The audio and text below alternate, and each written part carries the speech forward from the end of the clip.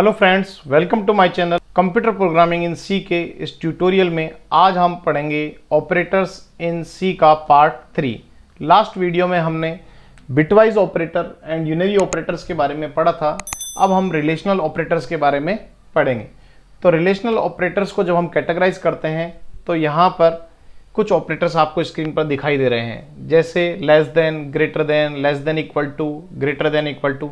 इन operators को मैंने यहाँ पर इनकी प्रायोरिटी के बेस पे 2 कैटेगरीज में डिवाइड किया है। तो यहाँ पर जो फर्स्ट कैटेगरी में आपको ऑपरेटर्स दिखाई दे रहे हैं वो सेकंड कैटेगरी के ऑपरेटर्स की तुलना में प्रायोरिटी में हाई होते हैं। अगर दोनों ऑपरेटर्स जैसे ये लेस देन ऑपरेटर और ये नॉट इक्वल टू ऑपरेटर एक ही इंस्ट्रक्शन में हमारे पास आ जाता है तो ऑपरेशन परफॉर्म करते समय हमें पहले प्रायोरिटी लेस देन के ऑपरेटर को देनी होगी। इसीलिए मैंने इसे यहाँ पर ग्रुप में डिवाइड कर दिया है जिससे कि आपको समझने में आसानी हो। रिलेशनल ऑपरेटर्स हमेशा आउटपुट 0 और नॉन जीरो वैल्यूज़ में ही देते हैं। 0 means true value and non zero value means false value. तो यहाँ पर हम एक एग्जाम्पल लेके समझते हैं कि किस तरह से रिलेशनल ऑपरेटर्स अपना ऑपरेशन परफॉर्म करते हैं। तो यहाँ पर सिंपल मैंने एक प्रोग्राम लिखा है। इस प्रोग्राम में मैंने एक वेरिएबल इंटीजर टाइप का डिक्लेयर किया है। उसके बाद मैंने CLR फंक्शन यूज में लिया है जो कि आउटपुट स्क्रीन पर पुराने प्रोग्राम्स के आउटपुट को क्लियर करने के लिए यूज में लिया जाता है, जिससे कि हम करंट प्रोग्राम का आउटपुट ही आउटपुट स्क्रीन पर देख सकें। फिर उसके बाद मैंने यहाँ पर x equal to 3 is greater than 4 equation लिखी है और फिर मैंने x की वैल्यू को यहाँ पर प्रिंट कराया है। तो यहाँ पर जब मैं इसे एग्जीक्यूट करूँगा कंट्रोल F9 की हेल्प से तो इस प्रोग्राम का क्या आउटपुट आना चाहिए। तो मैंने आपको बताया है कि जब कभी भी किसी इक्वेशन में हम ये ऑपरेटर्स यूज में लेते हैं तो ये ऑपरेटर्स अपना आउटपुट 0 या 1 की टर्म्स में देते हैं। 0 का मतलब यहाँ पर फॉल्स वैल्यू से होता है और 1 का मतलब यहाँ पर ट्रू वैल्यू से होता है। तो यहाँ पर हम देख रहे हैं कि 3 इज ग्रेटर देन 4, तो 3 तो 4 से बड़ा नहीं है, यहाँ पर 4 3 से बड़ा होता है, तो ये कंडीशन यहाँ पर फॉल्स हो रही है। तो यहाँ पर जो आउटपुट है तो यहाँ पर ये इंस्ट्रक्शन 0 वैल्यू प्रोड्यूस करेगा क्योंकि यहाँ पर ये फॉल्स इंस्ट्रक्शन दिखाई दे रहा है। ये कंडीशन यहाँ पर हमें फॉल्स दिखाई दे रही है तो यहाँ पर 3 ग्रेटर देन 4 की जगह 0 हो जाएगा और वो 0 इस असाइनमेंट ऑपरेटर की हेल्प से x में चला जाएगा, तो आउटपुट हमारा यहाँ पर 0 आ जाएगा। इस तरह से रिलेशनल ऑपरेटर्स की हेल्प लेके हम प्रोग्राम में ऑपरेशंस परफॉर्म कर सकते हैं। मैंने यहाँ पर आपको सिर्फ एक ही ऑपरेटर का एग्जाम्पल दिया है। आप इन सभी ऑपरेटर्स को प्रोग्रामिंग में यूज करके और आपका जो भी आउटपुट आता है वो कमेंट सेक्शन में मुझे लिख के बताएं। फिर आते हैं लॉजिकल ऑपरेटर्स। तो लॉजिकल ऑपरेटर्स में not operator, and operator and logical और ऑपरेटर होते हैं। इनके सिंबल्स मैंने इनके साइड में लगाए हुए हैं, आप स्क्रीन पर देख सकते हैं कि किन सिंबल्स के थ्रू हम इन्हें रिप्रेजेंट करते हैं सी लैंग्वेज में। नॉट ऑपरेटर एक यूनरी ऑपरेटर होता है। यूनरी ऑपरेटर मींस मैंने आपको पहले मेरे वीडियो लेक्चर्स में बताया है कि यूनरी ऑपरेटर्स क्या होते हैं, बाइनरी क्या होते हैं एंड टर्नरी ऑपरेटर्स क्या होते हैं। अगर आपको इसमें कोई डाउट है कि यूनरी और बाइनरी और टर्नरी ऑपरेटर क्या होते हैं तो आप मेरे पुराने वीडियोस को आई टैब पे क्लिक करके देख सकते हैं। उनमें मैंने इन सभी ऑपरेटर्स का कैटेगराइजेशन और उनकी डेफिनेशन दी हुई है। तो नॉट ऑपरेटर एक यूनरी ऑपरेटर होता है। इट मीन्स कि इसे ऑपरेशन परफॉर्म करने के लिए सिर्फ एक ही ऑपरेंड की रिक्वायरमेंट होती है। प्रायोरिटी के हिसाब से भी इस नॉट ऑपरेटर को यूनरी ऑपरेटर की कैटेगरी में ही रखा गया है। यहाँ पर ये लॉजिकल ऑपरेटर्स में कंसीडर किया जाता है, लेकिन प्रायोरिटी के बेस पे इस नॉट ऑपरेटर को भी हम यूनरी ऑपरेटर के प्रायोरिटी पर ही कंसीडर करते हैं। जैसे हमने पोस्ट इंक्रीमेंट ऑपरेटर के बारे में एक्सेप्शन देखा था कि post increment operator unary operator होते हुए भी सबसे लास्ट प्रायोरिटी पर या लो प्रायोरिटी पर होता है। उसी तरह से नॉट ऑपरेटर यहाँ पर फर्स्ट प्रायोरिटी पे कंसीडर किया जाता है जैसा यूनरी ऑपरेटर को किया जाता है। नॉट ऑपरेटर जब कभी भी ऑपरेशन में परफॉर्म किए जाते हैं तो ये किसी भी ट्रुथ वैल्यू को इन्वर्ट कर देते हैं तो नॉट ऑपरेटर जब कभी भी किसी इक्वेशन में यूज़ किए जाते हैं या ऑपरेशन में परफॉर्म किए जाते हैं तो ये किसी भी वैल्यू को इन्वर्ट करने के लिए यूज़ में लिए जाते हैं।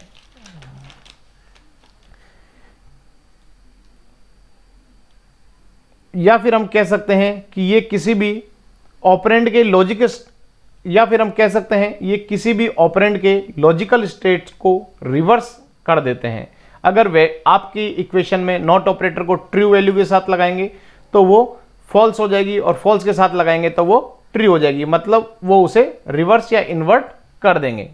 जैसे कि मैंने यहाँ पर आपको लिखा हुआ है, नॉट ऑपरेटर मैंने ट्रू वैल्यू के साथ लगाया तो वो फॉल्स हो जाएगा और अगर फॉल्स वैल्यू के साथ लगाया तो ट्रू हो जाएगा। अब यहाँ पर हम कुछ एग्जाम्पल्स नॉट ऑपरेटर के देख लेते हैं। जैसे मैंने यहाँ पर सिंपल एक प्रोग्राम लिखा है जिसमें इंटीजर टाइप का एक वेरिएबल x मैंने डिक्लेयर किया है और उसे 5 से मैंने इनिशियलाइज कर दिया है। उसके बाद मैंने CLR फंक्शन लगाया है। उसके बाद मैं यहाँ पर x में असाइनमेंट ऑपरेटर की हेल्प से इस इक्वेशन के आउटपुट को कैच करना चाहता हूँ। तो यहाँ पर मैंने x के साथ नॉट इक्वल टू ऑपरेटर लगाया है और उसके बाद मैंने ग्रेटर देन ऑपरेटर यहाँ पर यूज़ किया है। तो जैसा मैंने आपको बताया कि यूनरी ऑपरेटर की प्रायोरिटी सबसे हाई होती है और जो नॉट इक्वल टू ऑपरेटर होता है वो यूनरी ऑपरेटर्स में काउंट किया जाता है।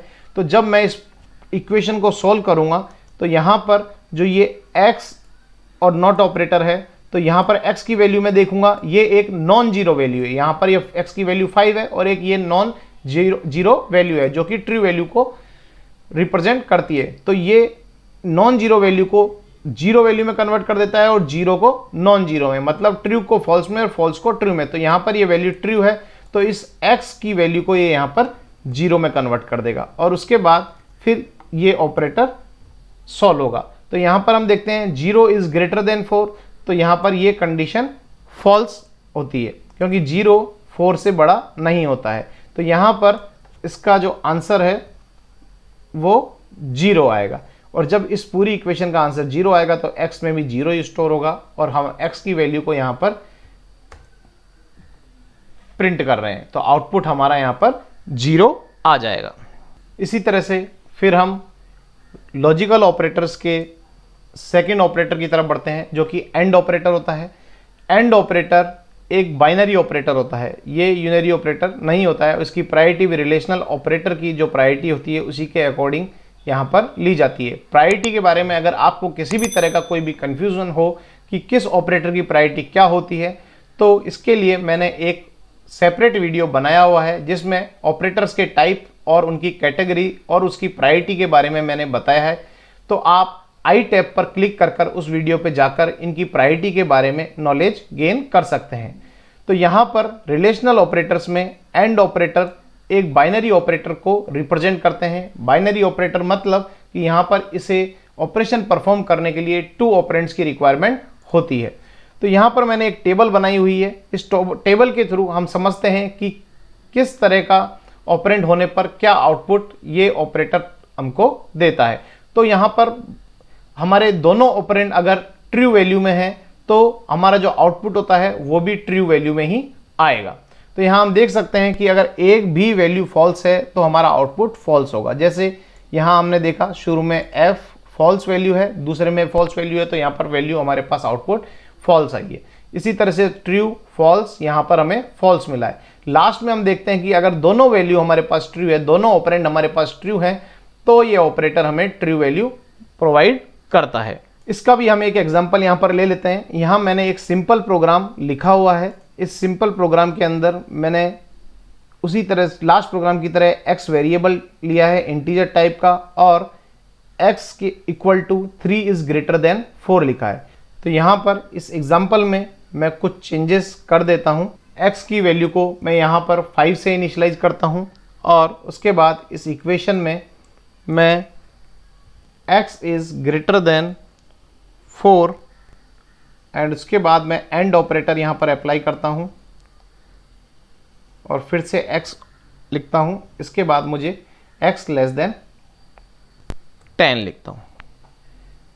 अब इस इक्वेशन का आउटपुट हमारा क्या होगा, मतलब x के अंदर क्या वैल्यू स्टोर होगी। सॉरी, x में मुझे वैल्यू स्टोर नहीं करानी है, x पे हम ऑपरेशन परफॉर्म कर रहे हैं। तो मैं यहाँ पर एक और वेरिएबल y नाम से क्रिएट कर देता हूँ और इस y के अंदर जो वैल्यू आएगी उसे मैं प्रिंट कर देता हूँ। तो आप स्क्रीन को पॉज करके और इस इक्वेशन को सॉल्व करके मुझे बताइए कि इसका आउटपुट क्या होगा। आपका जो भी आउटपुट आए उसे कमेंट सेक्शन में आप डाल सकते हैं।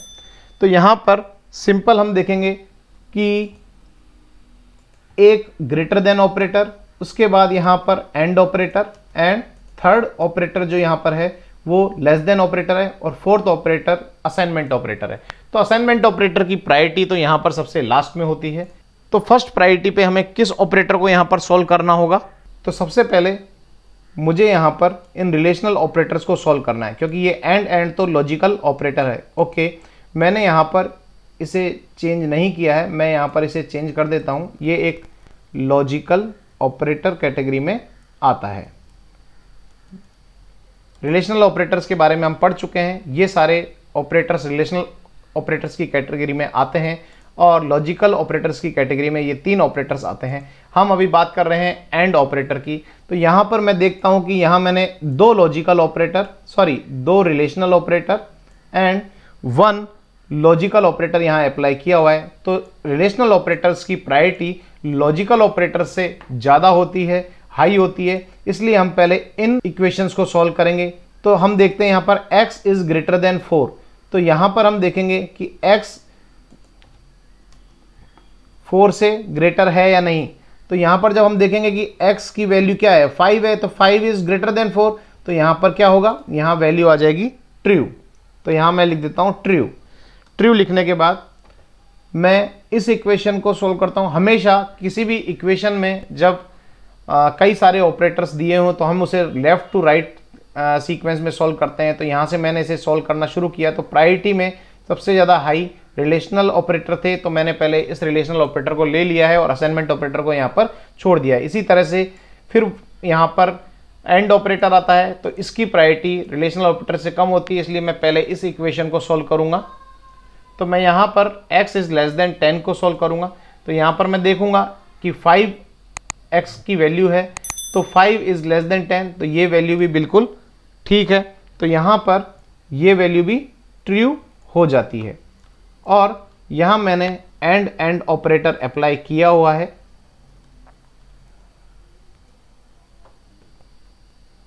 मैं इसको थोड़ा बड़ा कर देता हूँ जिससे आपको देखने में प्रॉब्लम ना हो। तो यहाँ पर आप देखेंगे कि ये वैल्यू ट्रू हो गई है जो कि इस इक्वेशन से आई है, और ये वैल्यू भी यहाँ पर ट्रू हो गई है जो कि इस इक्वेशन से आई है। ठीक है, तो ये दोनों ट्रू वैल्यू मिलकर, अब हम टेबल की हेल्प लेंगे। तो टेबल में हम देखते हैं कि अगर दोनों वैल्यू ट्रू है तो हमारा आउटपुट भी यहाँ पर ट्रू ही आएगा। तो y के अंदर यहाँ पर 1 वैल्यू ट्रांसफर होगी, तो ये 1 यहाँ पर आंसर आएगा और इसका आउटपुट 1 आएगा। तो इस तरह से हम एंड लॉजिकल ऑपरेटर्स की कैटेगरी में एंड ऑपरेटर्स को सॉल्व कर सकते हैं। एंड ऑपरेटर के बाद हम और ऑपरेटर के बारे में पढ़ेंगे। तो और भी एक बाइनरी ऑपरेटर होता है जिसको भी ऑपरेशन परफॉर्म करने के लिए 2 ऑपरेटर्स की रिक्वायरमेंट होती है, और इस टेबल के थ्रू हम देख सकते हैं कि ये किस तरह से ऑपरेशन परफॉर्म करता है। तो अगर दोनों ऑपरेंड में से अगर एक भी ऑपरेंड की वैल्यू ट्रू होती है तो यहाँ पर ये आउटपुट ट्रू प्रोवाइड करता है। तो आप टेबल में देख सकते हैं अगर दोनों वैल्यू फॉल्स है, सिर्फ और सिर्फ इसी कंडीशन में ये फॉल्स वैल्यू प्रोड्यूस करता है। अदरवाइज ये एक भी ऑपरेंड ट्रू है तो ये ट्रू वैल्यू ही प्रोड्यूस करता है। तो और ऑपरेटर को भी आप यहाँ पर एंड ऑपरेटर की जगह रख के और प्रोग्राम में एग्जीक्यूट करके देखिएगा कि ये किस तरह से ऑपरेशन परफॉर्म करता है।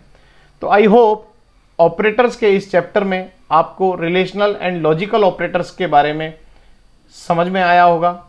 अगर आपको फिर भी कोई डाउट रहता है तो आप कमेंट सेक्शन में जाके मुझसे क्वेश्चन पूछ सकते हैं, और अगर आपको लगता है कि आपको इस वीडियो से कुछ फ़ायदा मिला है, कुछ इन्फॉर्मेशन मिली है या कुछ नॉलेज मिली है, तो आप इस वीडियो को लाइक और शेयर करना ना भूलें। इस चैनल पर प्रोग्रामिंग से रिलेटेड मैं वीडियोस अपलोड करता रहता हूं, तो मेरे आने वाले वीडियोस के नोटिफिकेशन के लिए आप इस चैनल को सब्सक्राइब भी कर सकते हैं, जिससे आपको टाइमली मेरे वीडियोस का नोटिफिकेशन मिलता रहेगा।